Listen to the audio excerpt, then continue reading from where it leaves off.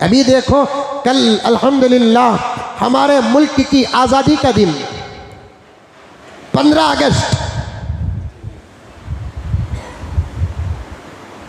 और अंकल ने हर मोबाइल के टून में कह दिया कि हर घर में तिरंगा लहराओ, पैसे मनी ऑर्डर करना, फोन पे करना, 200 रुपये हर एक के फोन में दालाल को झंडे लेको लगाओ बोलना। हमें खरीद को लगाने के वास्ते तुम्हें बोलने की जरूरत क्या तुमना क्या मुल्क से मोहब्बत है, हमना नहीं। अल्लाहुम्मा सल्ली अला सय्यिदिना व मौलाना मुहम्मदिन। झंडे का एहतराम हमें जितना करते ही तुम्हें नहीं करते। वही झंडा तो था एक मर्तबा जिससे तुम पसीना पोंछे।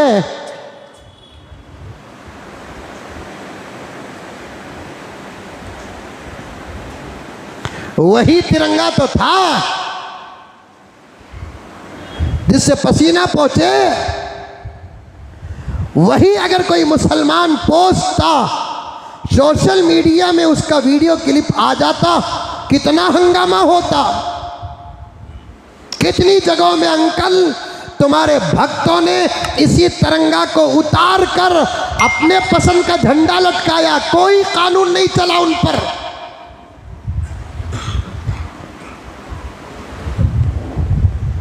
सिर्फ तिरंगा लहराने की बात तो मोबाइल के टून में आपने डाल दी।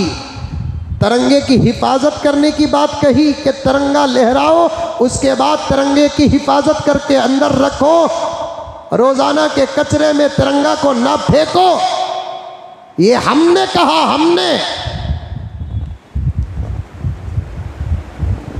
हमने कहा अल्हम्दुलिल्लाह तिरंगा लहराओ और उसकी हिफाजत भी करो। लहराने के बाद उसे मत फेंको, कचरेदान में ना डालो, उसे हिफाजत करके रखो, क्योंकि मुल्क का तिरंगा है। 140 करोड़ वासियों का सलाम जिसे जाता है उसका नाम तिरंगा है।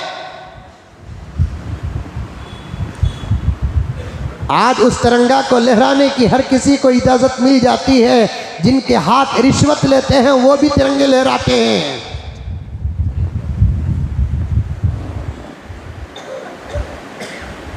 जिनके हाथों में गलत माल है और जिनके हाथ जुल्म में मुब्तला हैं वो भी तिरंगा लहराते हैं।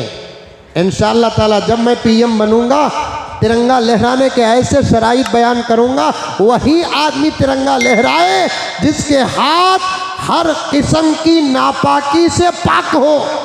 तब देखेंगे कौन माँ का लाल सामने आता है। उम्मीद है कि कसीर तादाद में अगर आएंगे तो यही हजरत उलमा आएंगे। गर्ज बात लंबी हो जाएगी। कल 15 अगस्त था, झंडे लहराए, मुल्क का तराना पड़े, अल्लामा इकबाल की नज़में पढ़ी। गैर क्या की अपनी जगह पर छोड़ो, लेकिन मुसलमानों ने भी पीछे नहीं रहे।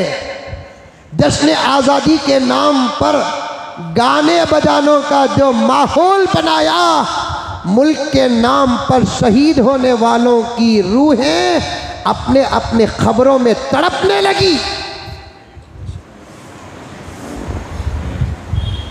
5-5, 6-6 दुकान वाले मिले, एक जगह पर झंडा लहराया, उसके बाद लता मंगेशकर और मोहम्मद रफ़ी के गाने डाल दिए ताकि पूरा सवाब शुहदा को जाए। मैं साफ साफ मुसलमानों से कहना चाहता हूं कि आज़ादी के नाम पर गाने सुनने की इजाज़त है। आज़ादी के नाम पर ढोल बजाने की इजाज़त है। आज़ादी के नाम पर आर्केस्ट्रा रखने की इजाज़त है। आज़ादी के नाम पर वाहियात, गलत और गुनाह के काम करने की इजाज़त है। हर काम करने के लिए इस्लाम सबक देता है, तो फिर आज़ादी की खुशी मनाने का सबक क्या इस्लाम में नहीं है? ज़रूर है, आज़ादी का सबक इस्लाम में ज़रूर है। मेरे आका मदीने से मक्का जाते हैं फतह करके। मक्का भी तो मेरे आका के हाथ से फतह हुआ, वो आज़ादी नहीं तो और क्या थी। लेकिन उस आज़ादी के दिन आका ने किया क्या?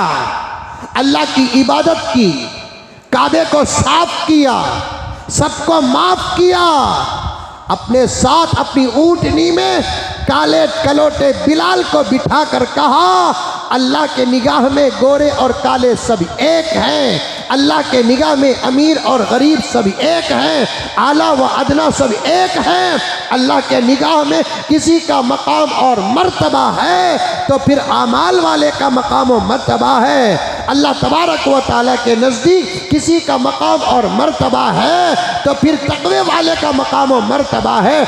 आज़ादी मक्के के वक्त, फतह मक्के के वक्त आका सल्लल्लाहु अलैहि वसल्लम और हजरात सहाबा दीन से हिटकर कोई काम नहीं किया, वाहियात में मुब्तला नऊज़ बिल्लाहि मिन ज़ालिक नहीं हुए, गाने बजाने में मशगूल और मसरूफ़ नहीं हुए। ये सबक था हिंदुस्तान के मुसलमानों के लिए। जैसे आज मैं मक्के को फतह करके आज़ादी का सबक पेश कर रहा हूँ, एक वक्त तुम्हारे ऊपर भी आएगा, तुम्हारे बुजुर्ग और तुम्हारे अकाबिर हिंदुस्तान को आज़ादी दिलाएंगे। उसके बाद तुम्हारे ऊपर आज़ादी के दिन ये खुशी के दिन की शक्ल में गुजरेंगे। इस खुशी में मसरूफ़ होकर इस्लाम का दामन न छोड़ना, इस खुशी में मसरूफ़ होकर अल्लाह का दामन न छोड़ना, इस खुशी में मसरूफ़ होकर नबी का दामन न छोड़ना, इस खुशी में मसरूफ़ होकर शरीयत का दामन न छोड़ना, इस खुशी में मसरूफ़ होकर अल्लाह और अल्लाह के रसूल के हुदूद और अहकामात जो नाजायज़ और हराम है उसे अपनाना नहीं। ये सबक था प्यारे आका का। लेकिन जगह ब जगह गैर मुस्लिम अगर आर्केस्ट्रा रखते हैं, वो तरीक़ा है, उनके मजहब का तरीक़ा है। मुसलमानों ने 15 अगस्त के नाम पर गाने बजानों का इंतज़ाम किया, मुसलमानों ने 15 अगस्त के नाम पर आर्केस्ट्रा का इंतज़ाम किया। यहाँ तक मेरे पास बात आई है, आर्केस्ट्रा के स्टेज में बाज़े मसाजिद के जिम्मेदार तक बैठे थे। ये मस्जिद के जिम्मेदार हैं जो गाने की मजलिसों में बैठते हैं। लानती है, लानती, लानत है इन लोगों के ऊपर। गाने बजाने की मजलिसों में बैठने वाला अल्लाह का महबूब नहीं, अल्लाह का मग़ज़ूब होता है। उसे तो मस्जिद के ओहदे से फेंक देना चाहिए निकाल कर। अगर कोई इमाम बैठता तो क्या इमामत को रखते? खतीब बैठता तो क्या खिताबत को रखते? फिर अगर सदर बैठता है, सदारत में रखने की इजाज़त कहाँ? सेक्रेटरी बैठता है तो सेक्रेटरिएट में रखने की इजाज़त कहाँ? मिंबर बैठता है तो मिंबर के शिप में रखने की इजाज़त कहाँ?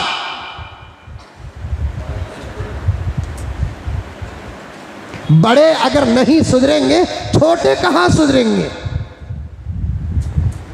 आज़ादी के नाम पर अगर ये तमाम काम होने का इल्म हज़रत टीपू सुल्तान को होता, आज़ादी के नाम पर, आज़ादी के बाद, आज़ादी के दिन खुशी के नाम पर इस्लाम से हिटकर काम करने का इल्म अगर हज़रत जहांगीर को होता, औरंगज़ेब रहमतुल्लाह अलैह को होता, सिराजुद्दौला को होता, अली वर्दी खान को होता, तो फिर वो आज़ादी की मेहनत न करते और आज़ादी के नाम पर इनके आज़ाद होने के बाद आज़ादी के अय्याम में मुसलमानों की बेरहरवी का इल्म अगर हमारे उलमा को होता तो फिर हमारे उलमा मुसल्ले छोड़कर आज़ादी के लिए मैदानों को न आते, मिंबर छोड़कर आज़ादी के लिए मैदानों को न आते, खानका मसनदे छोड़कर आज़ादी के लिए मैदान में न आते और शहादत का जाम नोश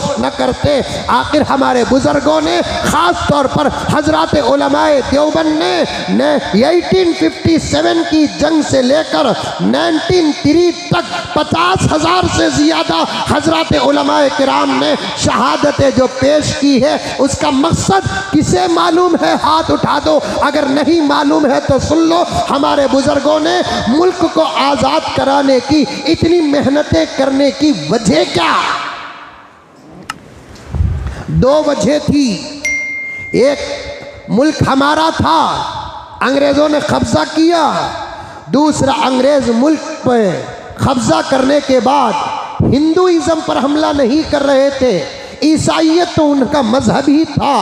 सिख बिरादरी और उनके मज़ाहिब पर हमला नहीं कर रहे थे। हिंदुस्तान में अंग्रेज़ कब्ज़ा करने के बाद मुल्क के साथ साथ इस्लाम पर हमला कर रहा था। मुल्क के मुसलमानों को मुल्क की आज़ादी के साथ साथ इस्लाम की हिफाजत के लिए हमारे बड़ों ने मिंबर और मेहराब को छोड़कर मैदान में उतरे, ताकि आने वाले लोगों का इस्लाम सलामत रहे, आने वाले लोगों का ईमान सलामत रहे, आने वाले लोगों के आमाल सलामत रहे। लेकिन वही लोग जिनकी फिक्रें लेकर हमारे बुजुर्गों ने शहादतें पेश की, उनकी शहादतों को आर्केस्ट्रा के नाम पर गारत कर रहे हैं।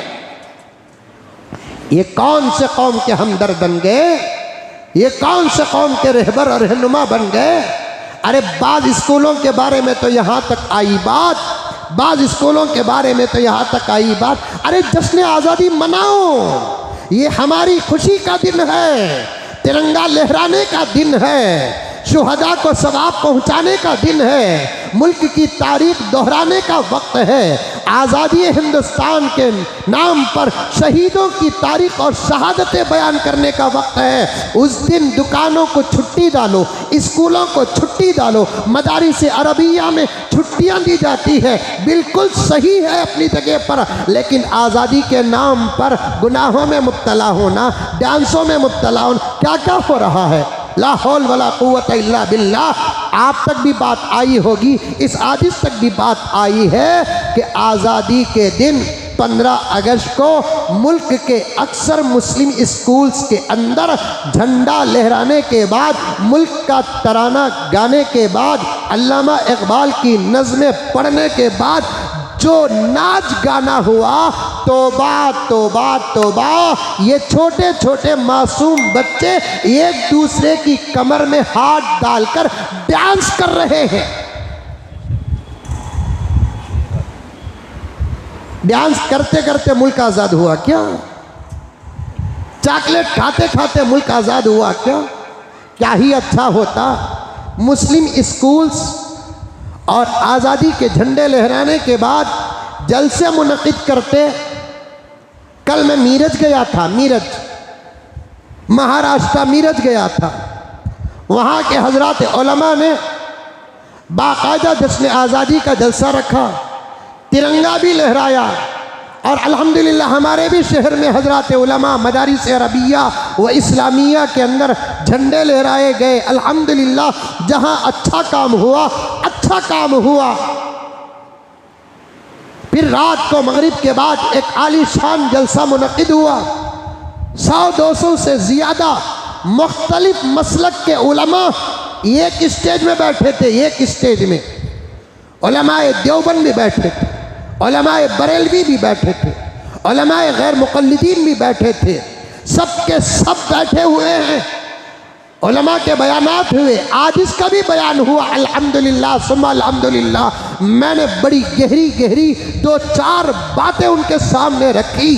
दुआओं से उन्होंने मुझे माला माल किया और उसके बाद दुआ हुई, जलसे का इख्तिताम हुआ। सब मुतासिर होकर निकले। क्या ही अच्छा होता ऐसा एक निज़ाम हर जगह हो जाए कि झंडा लहराया जाए, उसके बाद तारीख सच्ची जानने वालों का बयान हो और हिंदुस्तान की आज़ादी की तारीख कब से शुरू हुई, कब अंग्रेज़ आया, कब्ज़ा कैसे किया, अंग्रेज़ों के नापाक इरादों को सबसे पहले महसूस किसने किया, मैदान जंग अंग्रेज़ों के खिलाफ सबसे पहले किसने कायम की, अंग्रेज़ कैसे जीता, अंग्रेज़ कैसे हारा। ये तमाम बातों में 80% to 90% बातें आज भी हमारे मुल्क को नहीं मालूम है, नहीं मालूम। मेरे फोन में एक साहब का, गैर मुस्लिम भाई का एक छोटा सा क्लिप है। वो किसी जलसे में जुबानी फायरिंग कर रहे हैं मुगल बादशाहों के ऊपर, मुगल बादशाहों पर जुबानी फायरिंग कर रहे हैं।